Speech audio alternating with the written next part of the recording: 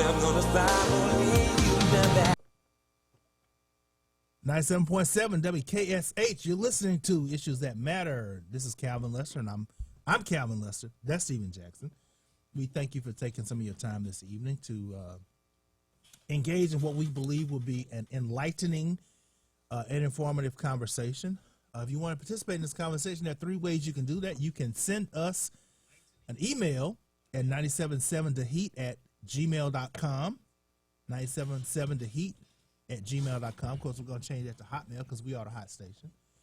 You can call us on the hotline. That number is 318-779-0459, 318-779-0459. Or if you're on Beyonce's internet, you're watching us via streaming, you can send us a chat comment or a question in the comment, and we'll pay attention to that. We appreciate you listening and taking some of your attention. And, of course, as we do every show, we pause to thank Brother Johnny Antoine, who is the station owner, who has made this platform available to us so that we can give some information to you. Yes, we thank you, Brother Antoine, thank you, for Brother what you're Antoine. doing. Yes. Thank you, guys, man. Yes. Thank y'all. So, Brother Jackson, what you got? We got headlines. Yeah, we got our top of the news. We've always made a point to talk about the what's going on in Baton Rouge, Right. particularly as it relates to the redistricting process, Right. tongue-tied there, Right. reapportionment process. And so it looks like the legislature is going to adjourn 2 days earlier than expected. Okay. They basically said it doesn't matter what the Democrats want, even though population among African Americans have increased by 33%, or at least not necessarily increased by 33, Increase too. but it has increased to 33%. Their representation will not look as such. Their Right. representation will stay somewhere in the 20s, and so that's unfortunate. And so we'll talk about that a little bit later. We'll have a special guest, Representative Glover. We've had Representative Sam Jenkins on talking about it, and we've had Mr. Cedric Floyd on talking about the reapportionment process. So we'll talk about it a little bit more in depth about that. What else you got? What you got? Well, staying on that same level, one of the things we talk about is reapportionment. We've been talking about that a lot because it's important.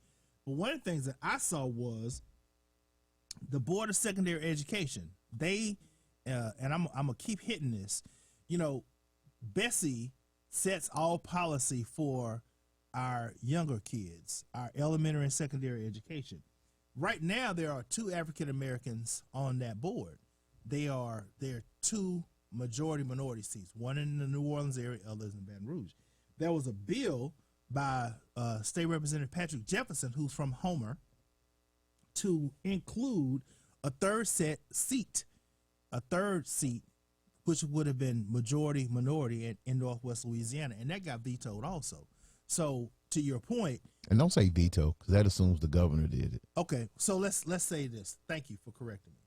It was voted down, Right, voted down. Yeah. by members of the Louisiana legislature, and it was voted down by some of the House members, Right. and so It was rejected by. it was rejected by the Republicans in the House. Let's Hadn't call got to it- John Bell yet. hadn't got to John Bell, and we pray that our governor will veto any plan that does not include the correct number of seats. The Voting Rights Act says that you should not dilute minority voting strength, but you should also, when you have an opportunity, to draw districts that allow African Americans to vote for someone of their choice, which is majority, minority, that you can do that. And the state of Louisiana, the African American population has risen to 33%. So a third of all those seats statewide should be African American, and they have not done that. And so I think there's going to be some litigation, and as you alluded to, we've got a guest that's going to bring some light to that particular conversation a little bit later. Yeah. Well, let me tell you the second story I had. In other news, good news, there were several individuals who were wrongly incarcerated, unjustly incarcerated in Angola that were freed in the last week or so. You've got, there was a gentleman who was unjustly incarcerated in Avoyelles Parish, which is in and around the Alexandria area, who was freed after 44 years in Angola. He was freed and he went home I want to say a couple of days ago. I was impressed with that case because one of the attorneys on the case, they worked with the Innocence Project, but one of the attorneys that was part of that case was a gentleman by the name of Malcolm Laverdane. And Malcolm is a graduate of the Southern University Law Center. He is in a class of 97 or 98. He was there when I was there. And Malcolm is doing a heck of a job in representing folks with post-conviction relief in the central Louisiana area. There's a young lady by the name of Mama Glow. She is the longest serving female prisoner in Angola. She was given a life sentence for a crime where the person who actually pulled the trigger has been out of jail for 5 or 6 years. But they did not let her go, and a number of people prevailed on Governor John Bell Edwards to sign a clemency determination, and recently they did, and now Mama Glow is home. So we're excited about that. The wheels of justice turn slowly, but at least in these instances, they were able to turn, and I was excited about that. Hey man, did y'all see the lady was on there, and the white lady was on there when she said, "I got 40 years out of it. That's all I can say." Yeah, it's crazy. Yeah. Did y'all see her on there? Yeah. This man has served 40 years. I got 40 years out of it. I got mines out of it. Mm-hmm. Did y'all hear her say that? Yeah. It's called Openly. calculating. Man, I'm like tripping. I was like, for real, lady. Yeah. This man didn't even do this to you. Right. But it's that's crazy. Some of the stuff worlds that we live in. I mean, That's the world we live in. The lady who lied on Emmett Till finally told the truth before she went to meet her maker. Man, that's crazy. Emmett Till was killed savagely in Mississippi, right. and she lied. I guess my pastor would say, I guess she told the truth because she was, trying to get some fire insurance so she wouldn't burn forever. So maybe that's what she was trying to get. Not fire insurance. Fire insurance, yeah. But I mean, Emmett Till was killed because she lied and said he looked at her, he whistled at her. Right. So yeah. Well, to round out my latest news headlines, former President Donald Trump, he and his kids will now have to sit for depositions in the New York Attorney General's civil investigation into their business practices. And so, there's always been some speculation and rumors about the dealings of former President Donald Trump and how he conducted his business affairs.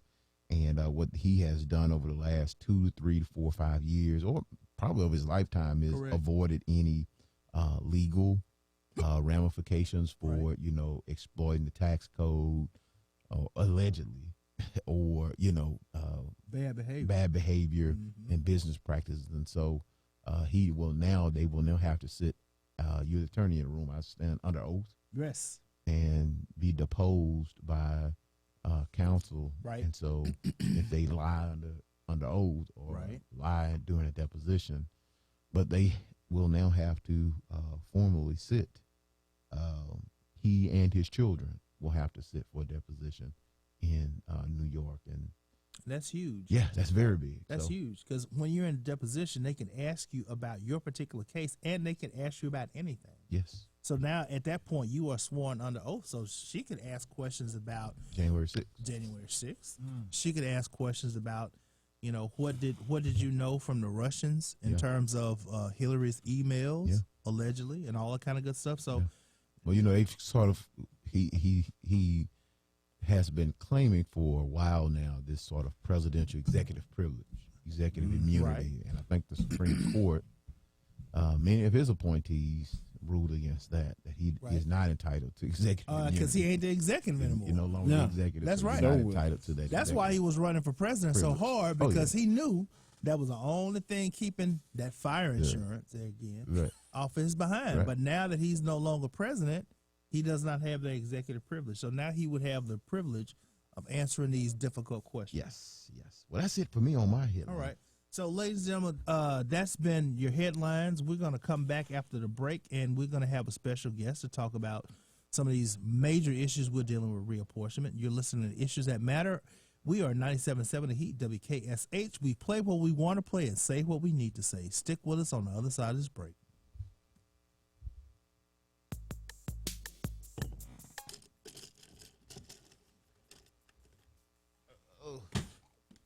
Man, that's amazing. And I gave you Cedric number. I gave you the number.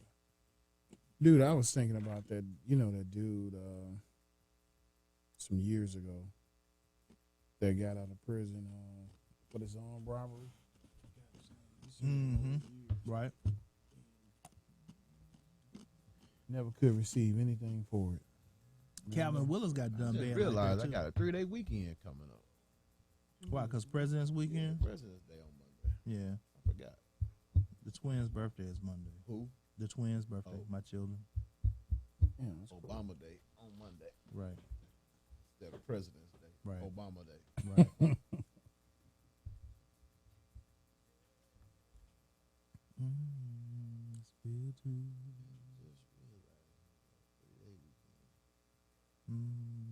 To you today, I wanna know if you love me that way. Man, okay. Okay. And that's law school there, partner. That's law school there. It's law school. Shoot.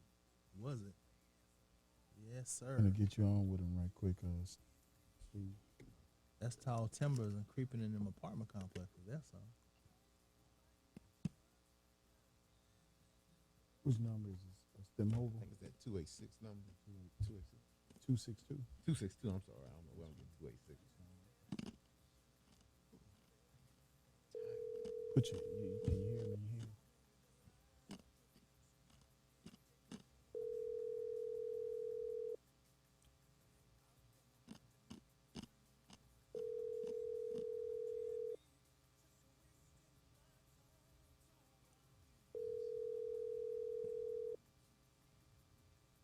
Your call has been forwarded to an auto.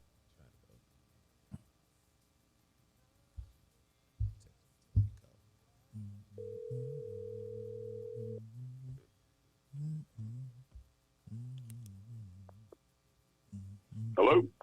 There we go. Hey, Say something, Steve. But man, can you hear us? I can hear you. Yes, I can. All right, we got All you right. in here. Welcome to 97.7. Oh, honored to be here. Good evening to you both. Yeah, we're not live yet. We're gonna go live, but I think we're still hot on Facebook, right? Yeah, we still hot So on we're Facebook. still streaming live on Facebook. So we stay hot. right. Right. Hot mic, hot mic, hot mic. We stay hot. But we let you know though. Right. That'll work. ain't No surprises no here. surprises here now. We not that station. Yeah. I see y'all wrapping up on Friday, huh? Well, that's the intent. Unless something happens, and you never know what could happen. Done deal. Well, I mean, it depends. But yeah, I think that the intent is to wrap up tomorrow. Oh yeah, that is tomorrow, right? And originally it's supposed to wrap up on Sunday.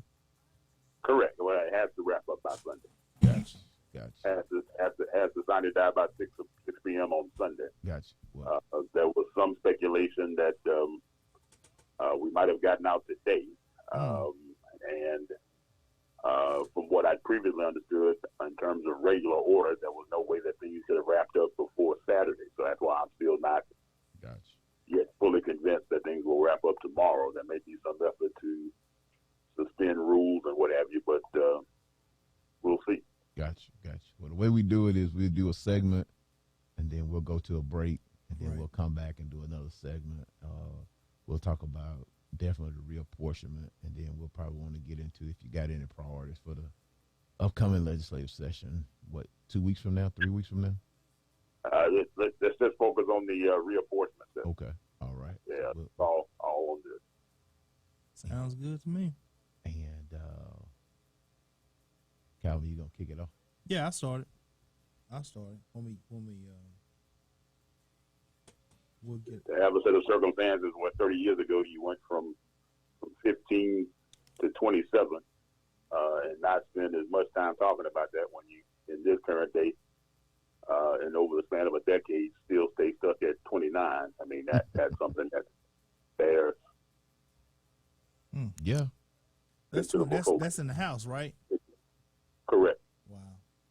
And the same with the Senate. And it's like, Gotcha. yeah. It actually went back in the Senate, huh? No, I think it stays at 11. If Oh, I'm it's not not okay. mistaken. Okay, I don't know why. Here we go, fellas. We ready? 5. Here we go. Say it. We live. 97.7 The Heat.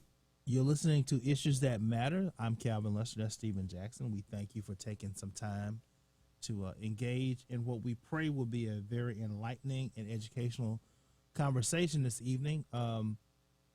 If you want to participate in this conversation, there are several ways you can do that. Certainly, you can send us an email at 977theheat@gmail.com. You can call us on the hotline. That number is 318-779-0459. Or you can give us a chat request on Beyonce's internet if you're watching us via streaming. So please participate because we want to hear from you, and you. So we've been talking about reapportionment, and we've been bringing several guests that are experts at dealing with reapportionment. We've had demographer Cedric Floyd on. We've had State Representative Sam Jenkins on. And tonight we have our state representative, Brother Jackson. Talk to our audience and let us know who we have online with us. Yes, we have former mayor, former city council member, state representative, Cedric B. Glover, the Honorable Cedric B. Glover, who represents House District 4. Yes. House District 4 with us, and he is right now in Baton Rouge fighting a good fight. To quote his words, to quote someone else's words, trying to bend the moral arc of justice. And so we welcome you to the show. Thank you, gentlemen. Great to be here with you, Councilman Lester, Commissioner Jackson. I appreciate the invitation. So you all are knee deep in the reapportionment process. So tell us, let's just give our listeners from who may be new listening in. We've talked about this several times. Give us just a quick down and dirty snapshot of what reapportionment is about. Why is it important? And why it's important to be following what's going on at the legislature right now.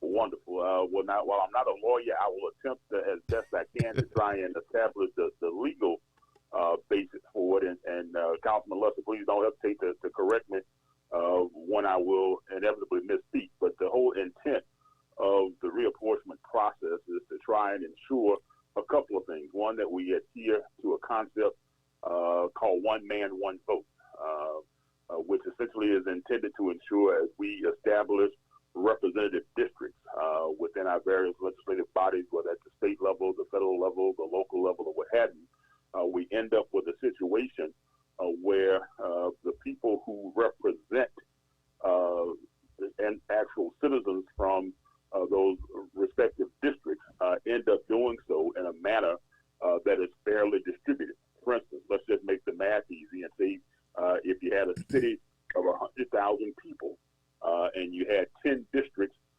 amongst those 100,000 people, what you would start off doing is trying to ensure that each of those 10 districts had approximately 10,000 people within them, because that would be a fair distribution of the population amongst the district. And you want those districts to be relatively compact, have some commonality to the extent possible and what have you, so that you end up being able to ensure as you go through your legislative process that it actually ends up being as best as possible, kind of a microcosm of the city as a whole.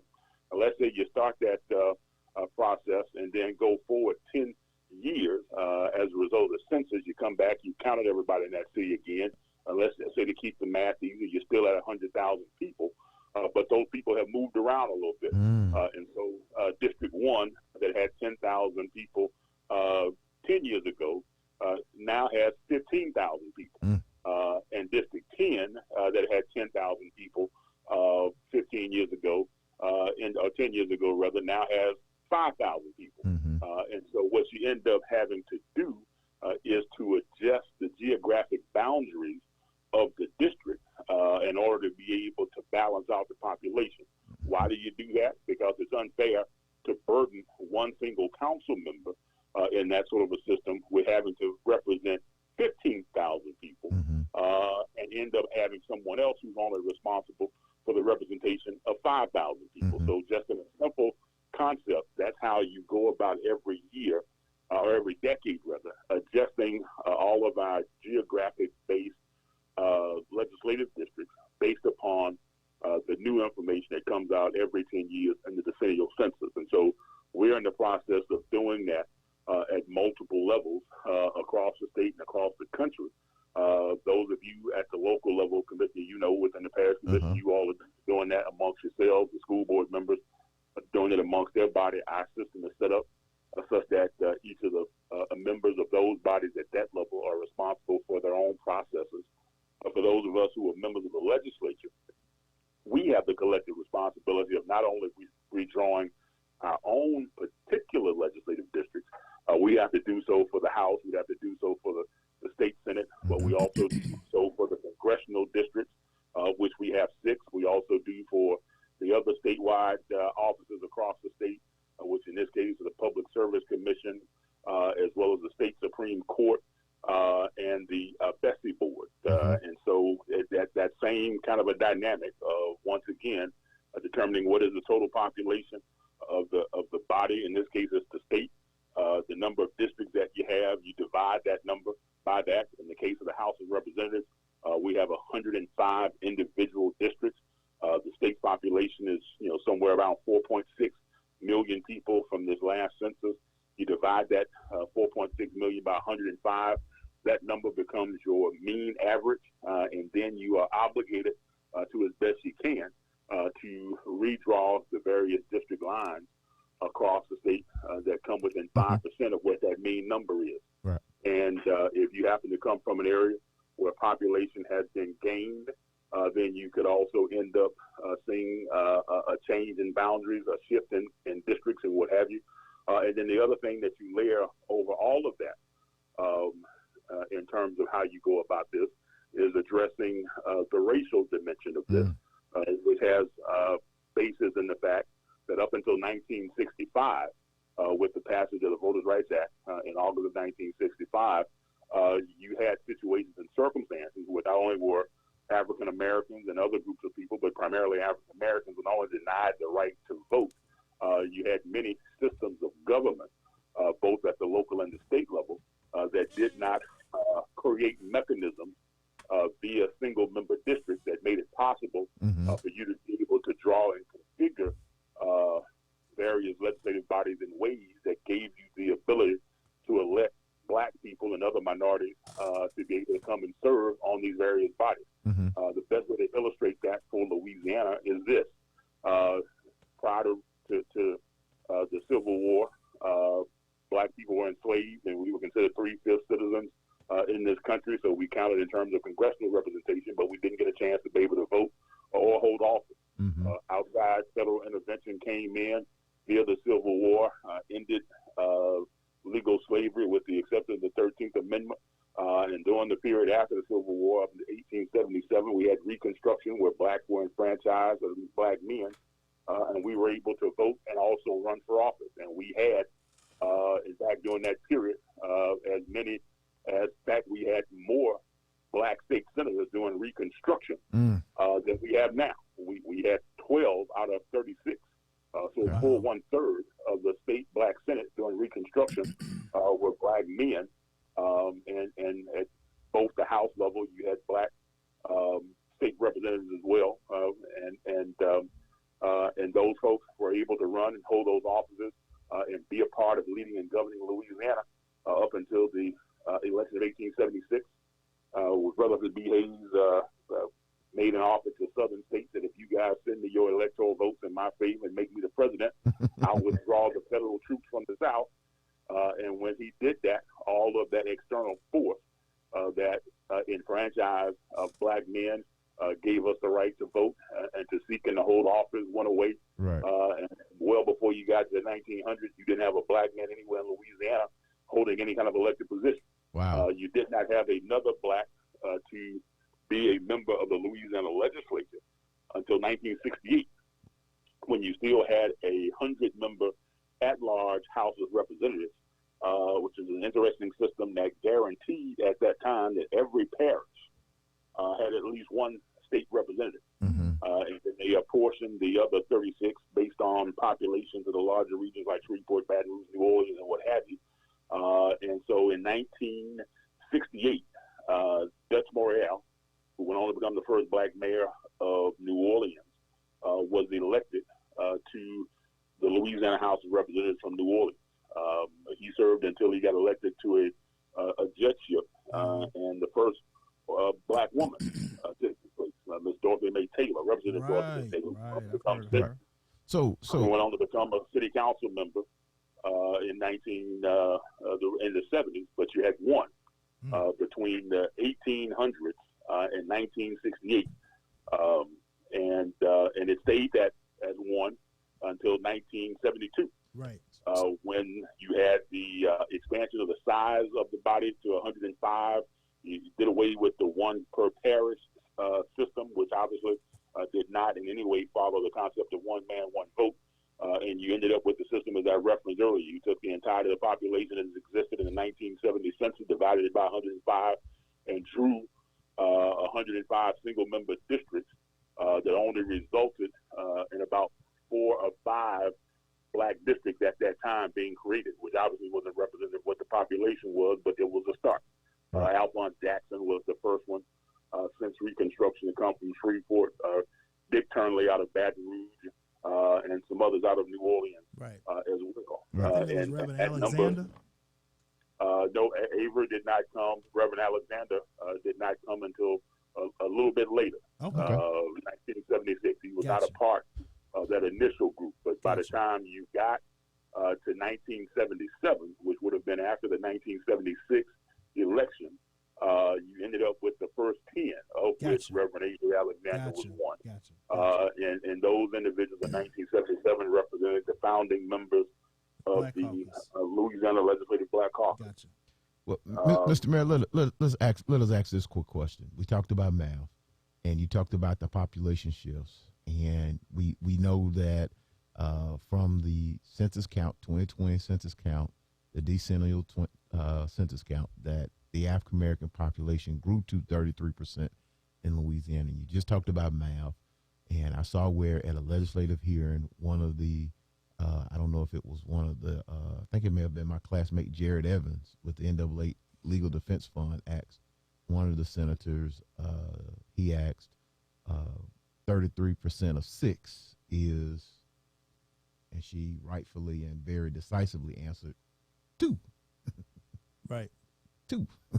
Right. But we do not have right now in any of the legislative proposals that are near passage, final passage, 2 maps, a map that represents 2 congressional districts. Where are we going, and why? Can you see anything in the last 2 to 3 days that may cause that to change? And can you just speak to that? I think that, well, there's nothing at this point that's going to change that with regard to the outcome. But I think that before you even get to the congressional discussion, which obviously makes sense, and there are paths to be able to make that happen. So it's possible. So it's possible. Okay. I think the points to be made before, and I think if you start by trying to build a foundation for this, by starting at the congressional level, you do the whole effort a disservice, because I think you build this thing with starting at the state house, and then the state senate, and then the state supreme court, and then from there, and then to Bessie, and then to the congressional reapportionment situation, because the arguments and the scenarios under which you end up with the second congressional district are not nearly as strong and as obvious, and as within the reasonable realm of possibility as the expansion of the number of state representative seats. Which is why so there are not any proposals that expand African American or minority representation in any of the state houses either, right? Well, I have 3 bills that did that. Right, but none that have made the near final passage. Well, there is nothing at this point that is for final passage that has any expansion of anything. Gotcha. Okay. The status quo. The the only way in which any of that potentially happens would be by the offering of amendments for bills that will come up as we go between now and Sunday for final passage.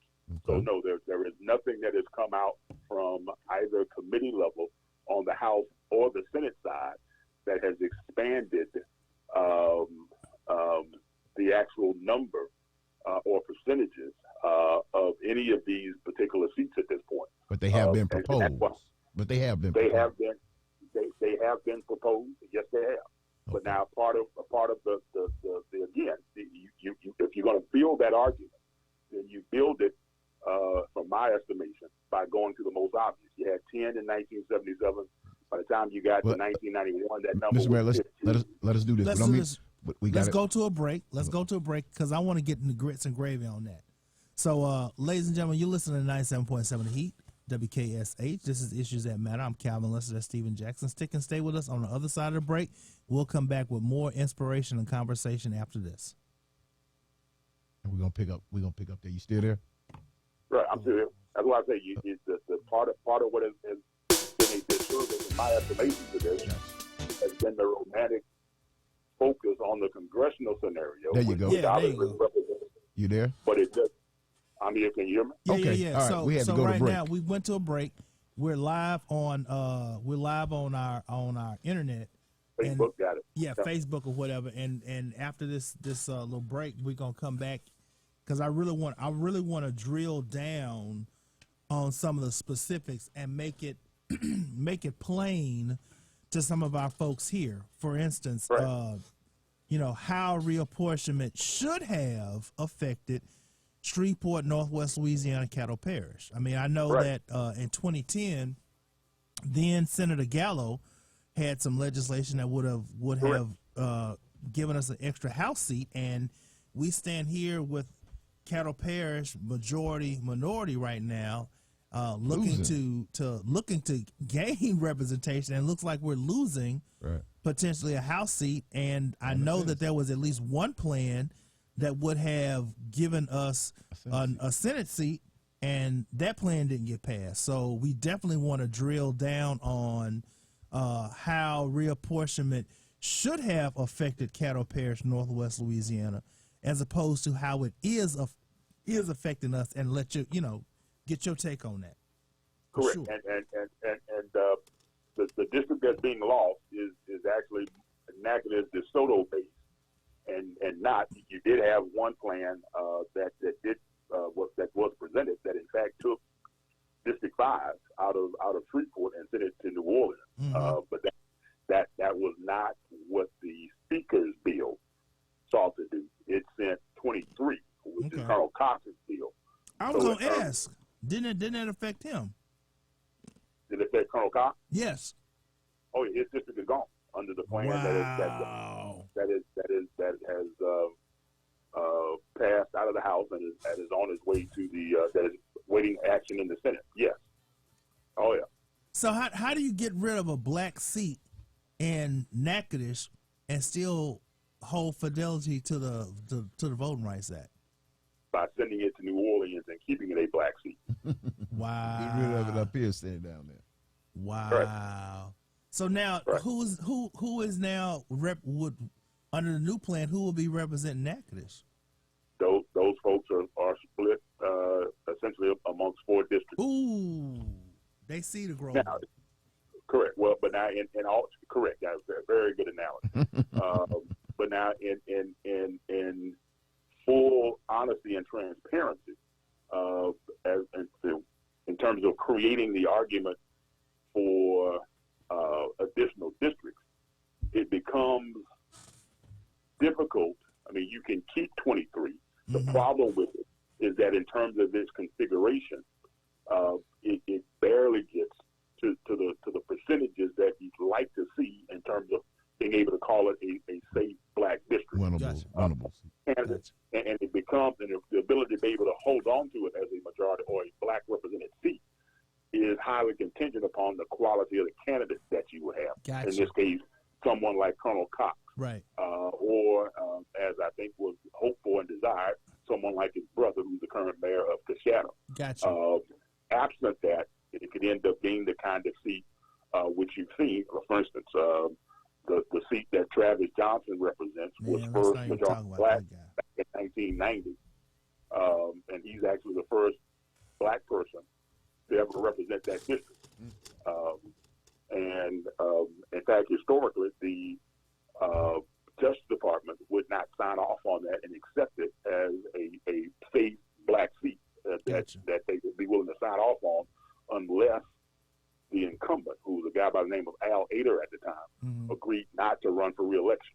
All right, we're getting ready to come back. It was an open seat. Gotcha. That they signed off on. Hold that thought. 97.7 The Heat, WKSH. You're listening to Issues That Matter. I'm Calvin Lester. That's Stephen Jackson.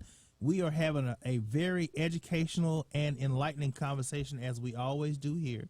We are pleased to have our former mayor and current state representative, the Honorable Cedric Bradford Glover, the House representative from House District 4, who is on with us, who has been giving us both a primer on reapportionment and all issues there too, as well as what is the current state of the law relative to reapportionment. So, Representative Glover, here's my question. One of the things that we have been talking about that a lot of people in Shreveport have been excited about is our new status as not only the majority in the city of Shreveport, but our status as majority in Caddo Parish. And normally, when you get to be the majority, you should gain something. And so many of us were looking forward to gaining some representation in the House, or at least gaining potentially some representation in the Senate.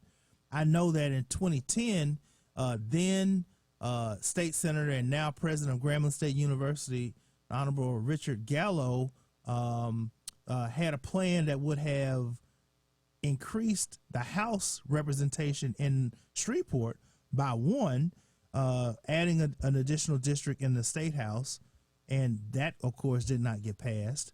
But now we are seeing, a lot of us expected that there was going to be an additional seat drawn in this area, and certainly if we didn't get a House seat, we had the potential of getting a state Senate seat. Talk to our listeners about that and the reality of where we are relative to the legislature in both of those as it relates to Shreveport Caddo Parish. Well, to get you to that point, let's go back to where we were just a second ago, and that is you started with one majority black seat in this area in 1972. You added a second as a result of the 1980 reapportionment process, which was the 1983 election.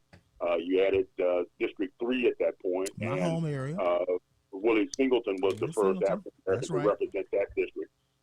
And then going into the 1990 reapportionment process for the 1991 election, at that point, the membership of the House was composed of 15 majority black districts. Going into that reapportionment process, the leadership of the House, led by Pepe Bruno, who was chairman of the House Governmental Affairs Committee at that time, and Sherman Copeland, who was leading the reapportionment committee of the Black Caucus, Pepe Bruno offered 20 seats, or an additional 5, based upon the research and the data that the Black Caucus had engaged in at that time. They made a determination that the actual number should be 27, and that's what they insisted upon. However, they were not able to make that happen at the legislative level because the bill passed out on an 11-3 racial vote in April of 1991, and there was a specific quote that came from then Governor, the late Buddy Romer, that if you pass a bill that adds an additional majority black seat in Shreveport, I'm going to veto it. So it took the external force of the federal government to come in and correct that step and that action by the Louisiana House of the Louisiana Legislature. Fast forward to the situation that you gentlemen just referred to with regard to the 2010 reapportionment process, and what in fact happened was not original legislation that came from then chairman of the House and Governmental Affairs Committee, Rick Gallo. What happened was that Jim Tucker, who was the Speaker of the House, his draft of the reapportionment bill did not include a 4th majority black district for the city of Shreveport. What it did in fact include was a configuration of District 3 at 89.9% black population. The decision to do that is what made it possible for there not to be the creation of an additional black district. And within the context of all of this reapportionment process, putting 89% black or white people into a single specific district is what's called voter packet. Yes. And what that results in is the ability to avoid distributing those additional black voters into other districts where they either, one, create another majority black district, or create a circumstances where the constituency of that district ends up not being as racially extreme.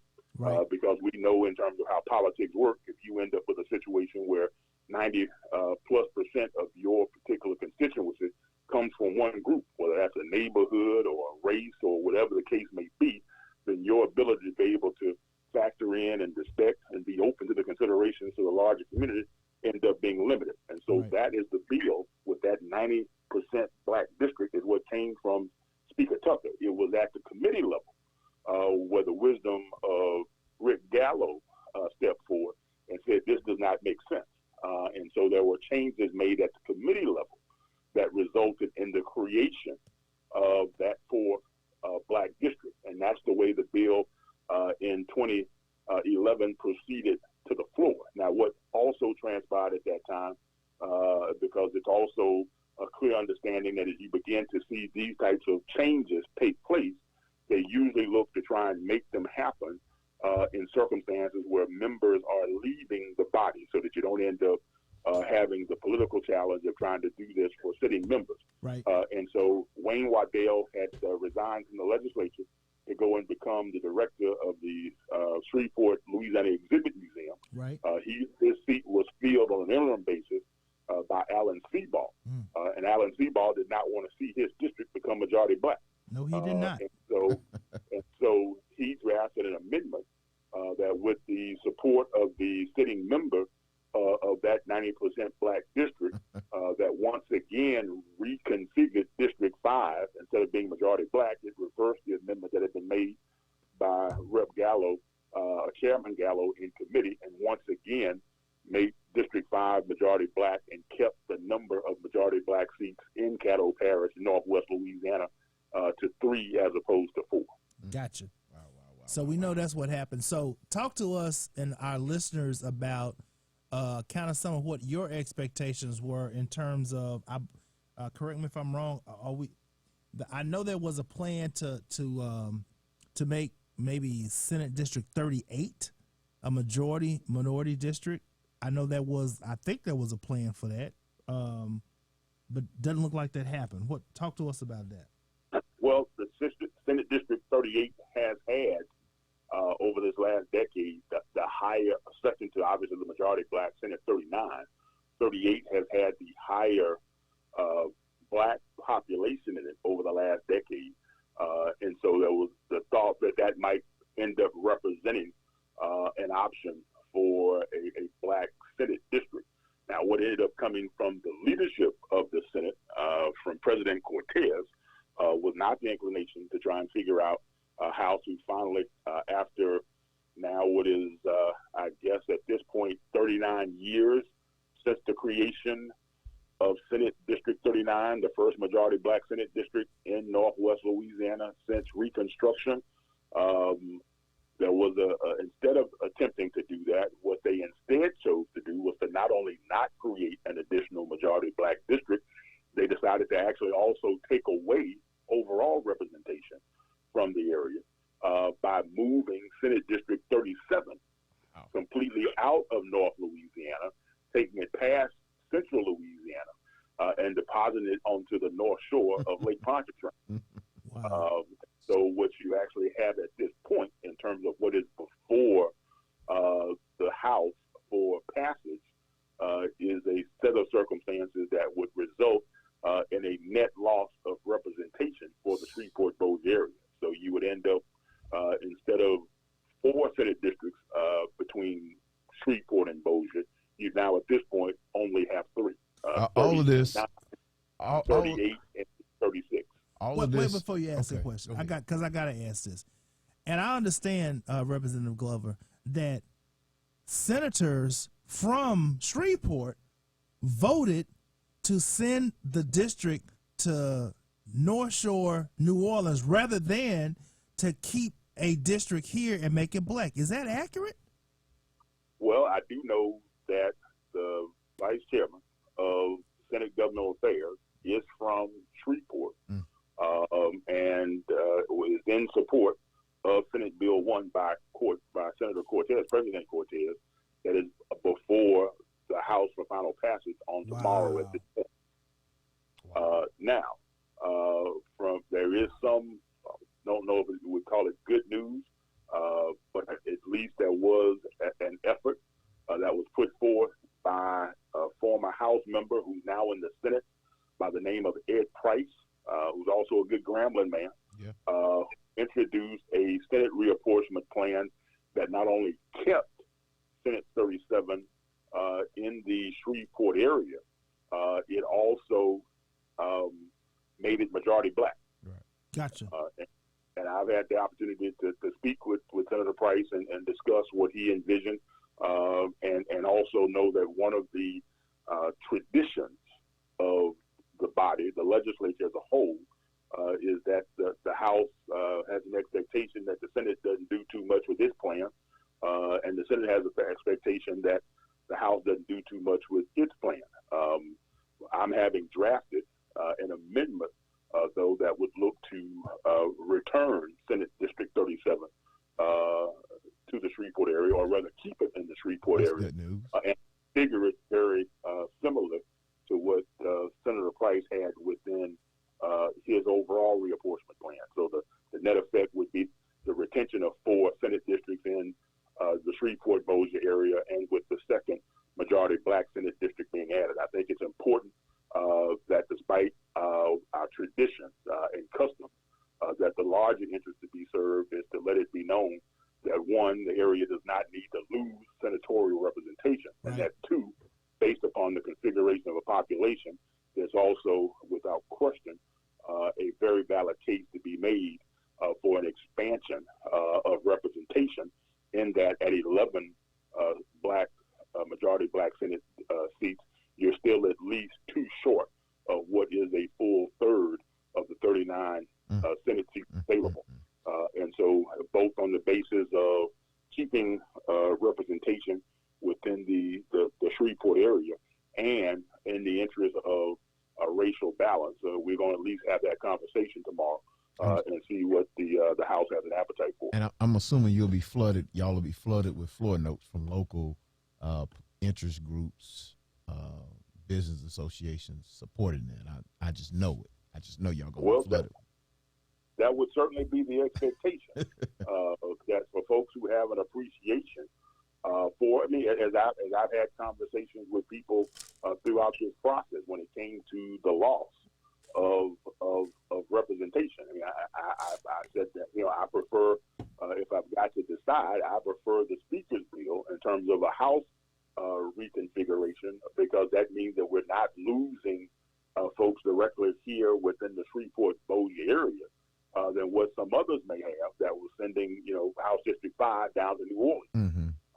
And so, because if at some point we're having an argument about, say, what's best for Southern University or for Oxnard LSU or for LSU Shreveport, I'd prefer to have, 6 people from Caddo Parish talking about that being a priority as opposed to only 5. Right. Oh, absolutely. And that if person, ends up being a Republican, at least in terms of an institutional basis, from a regional basis, that might represent a situation where we might find some common ground.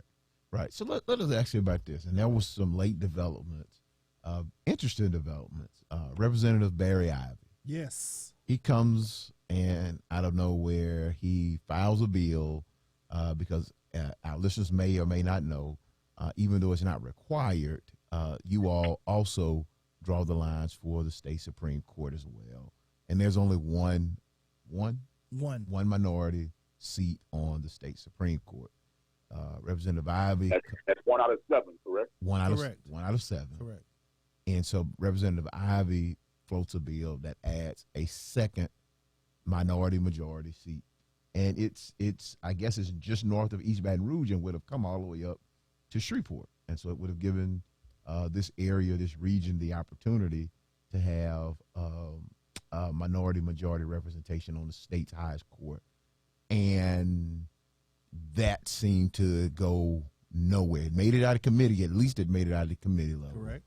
But it was squashed yesterday. It was tabled. Tabled. Right. Tabled. Which apparently doesn't happen very often. Doesn't happen often. Does not. And so tell our listeners, one, how does Barry Ivy Representative Ivy come to that? Was he acting in good faith? Or was this just some sort of, juvenile prank? Because it caught a lot of people off guard. A lot of people was not expecting it. And even to have his colleagues, one of their own, just rejected so hard, so emphatic. But it seems like the representatives also just didn't want to take such a hard vote. And before you answer, Representative Glover, he made a very impassioned speech. Right, very impassioned speech. Interestingly enough, he referenced you in his very impassioned speech. Right. So kind of talk to our listeners about all of that Brother Jackson was talking to us.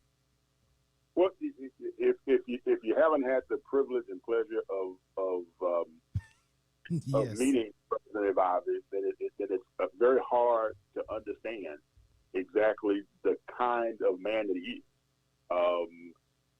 He came to this body with a very different perspective and approach and intention than most of us, and certainly in comparison to his fellow Republicans and fellow conservatives. He's a very deep thinker. He's a highly intelligent individual. He is very meticulous in the work that he puts in trying to craft his various pieces of legislation. In fact, while we have an extensive staff, he is one of the few members of the body in general, and may be the only non-lawyer who writes much of his own legislation. Sound like you just described me. I'm just playing. Right.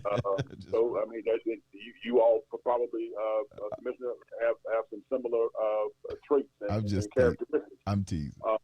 But he is a very unique individual. And the thing that I also think that probably distinguishes him as much as anything is he has a very real, deep, and abiding desire to want to see the situation and circumstances in the state of Louisiana become better.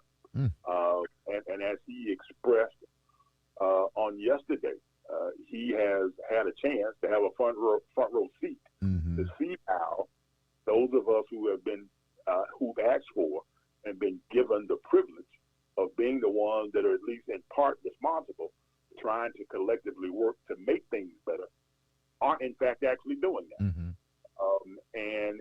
And I think that he believed that within this situation represented an opportunity for there to be an example of how it is that we could do that.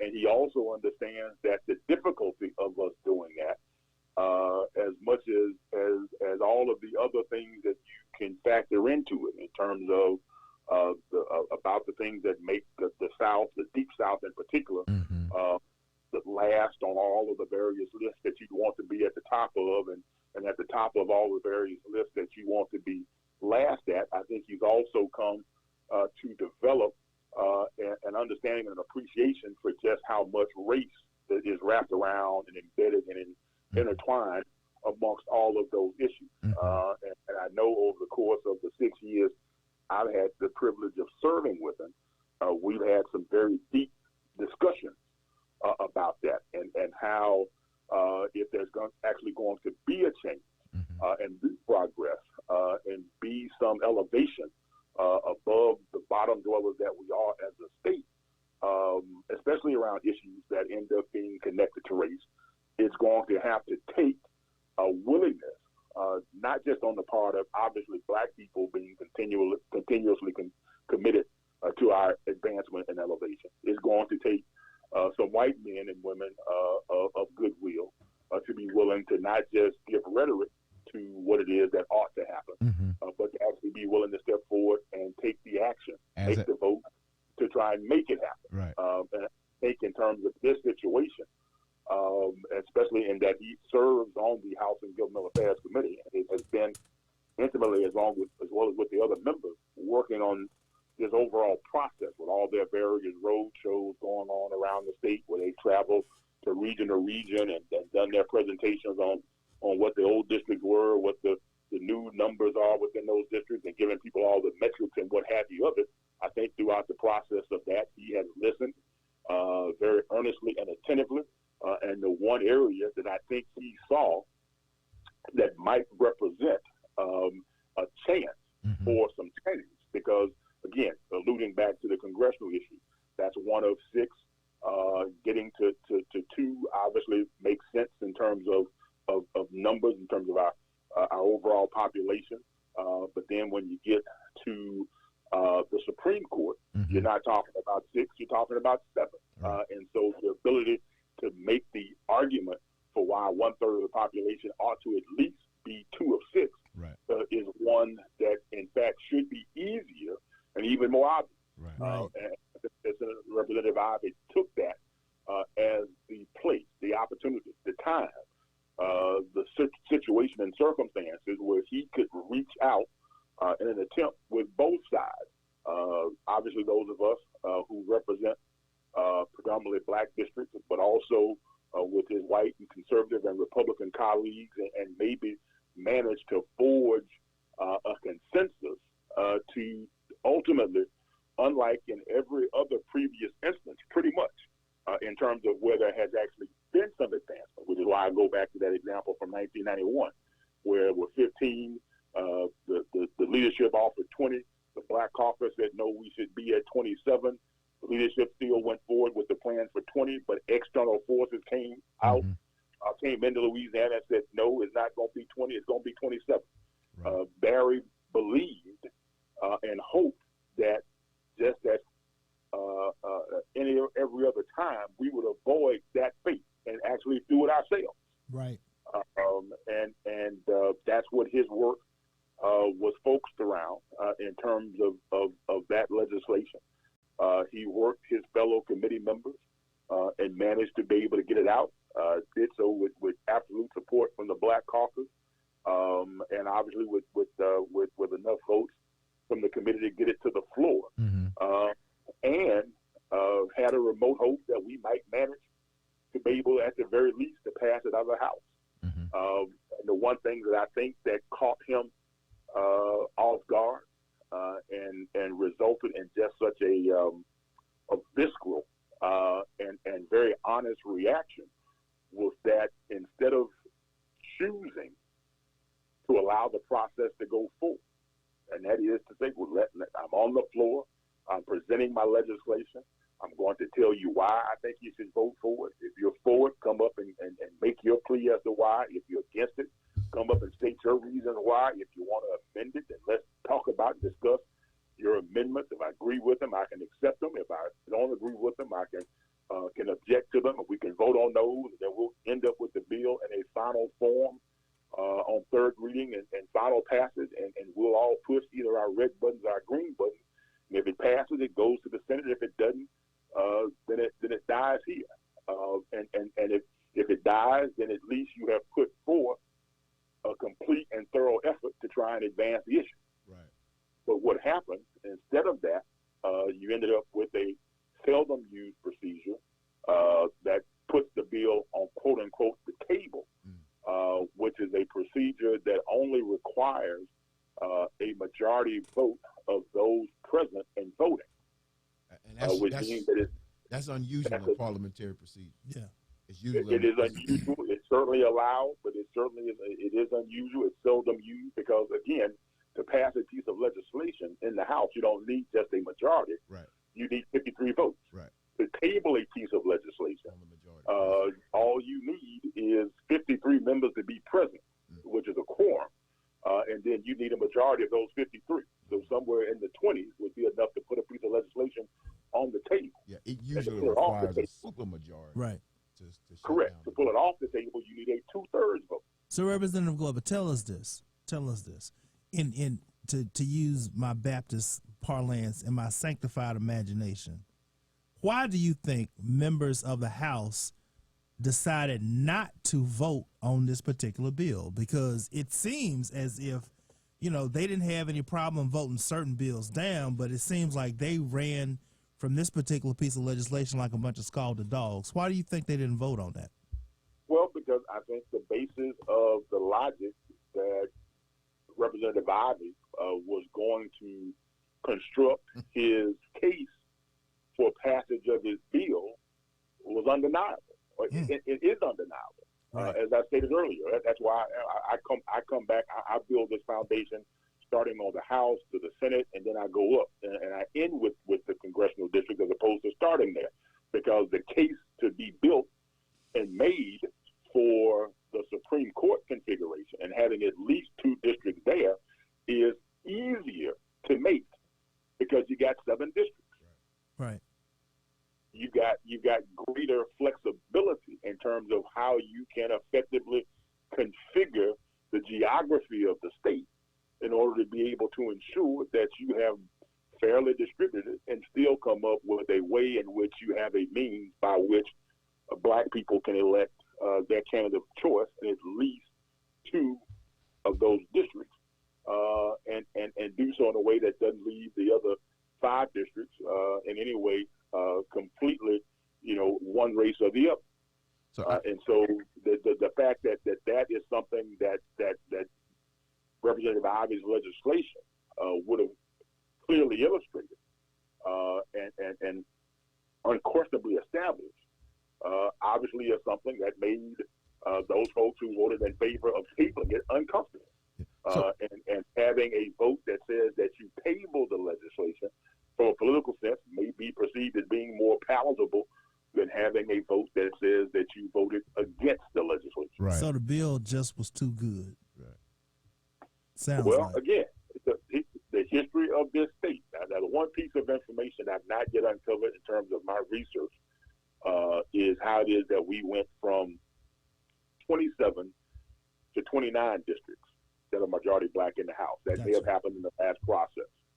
But now with that one, if those 2 additional majority black districts were in fact accomplished by action of the legislature, the Louisiana legislature, then it represents potentially the only, one of the few, if not the only time. And then that may not even been the case, but it would represent one of the few, if only times, that any effort that has expanded representative democracy in the state of Louisiana has ever been done by the direct action of those of us as Louisianians who are vested with the power and the authority to do that. So let us ask you this question, because we got to wrap it up. Real quick question: Are we headed to a veto and a veto override session? And if so, does that veto override session happen in the regular session? Well, the question regarding a veto can only be answered by the governor. I think with regard to everything I've seen, that's probably not a bill, with the exception of the Public Service Commission legislation, because that's 5 districts, and obviously it's much harder to increase representation when the number is only 5. So from my perspective, the only piece of reapportionment legislation that I will ask the governor to not veto will be the Public Service Commission. I'll ask him to veto the House reapportionment plan. I'll ask him to veto the Senate reapportionment plan. I'll ask him to veto the Bessie Board reapportionment plan. I'll ask him to veto the Supreme Court reapportionment plan. And now, whether or not he does that, the question is still yet to be answered. If he in fact does do so, then any veto session that would take place would actually end up occurring during this upcoming regular session, as opposed to having a need for a separate veto session. Gotcha. Then that can get very interesting. Very much. Well, listen, because you have a lot of dynamics in Louisiana very much that can make that. Very much so. The governor has a lot of tools. A lot of tools that he can and a use lot of in a regular arrows in session. his quiver. But the Speaker Well, and the now- Senate President have but a now, lot but of now tools. let's put it out here. Part of what makes that challenge difficult or more difficult than it should be, Is that and I'll speak to my body as opposed to others. For instance, let's look at the House reapportionment plan. you have Now, some every one of the amendments that I offered, as well as every one of my amendments that I offered to change what was being done, got at least 30 votes. Some got as many as 32 votes. But now, on the final passage of the bill, there were only 21 votes against it, which meant there was at least 81 to 82 votes for it.